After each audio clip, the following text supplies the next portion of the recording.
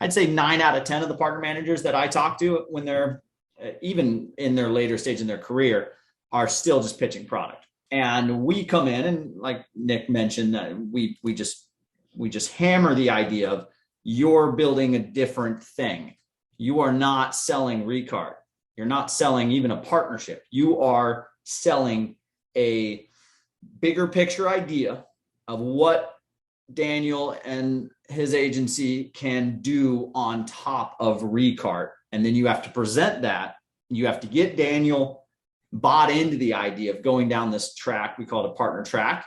And at the end of the track is tons of service revenue.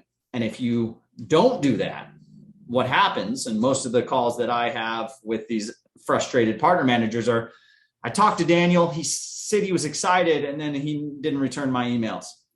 And I said, okay, well, what did you sell Daniel on? And they say, oh, he loved the product. He loved this feature. He said he had one client over here that could use that feature. And then he went dark and ghosted me for 2 months. And I'm like, well, yeah, he's, the next 10 calls he has are with clients, and all of those clients have needs, and he has to deal with that every day. And all you sold him on was one client maybe needing one of your features.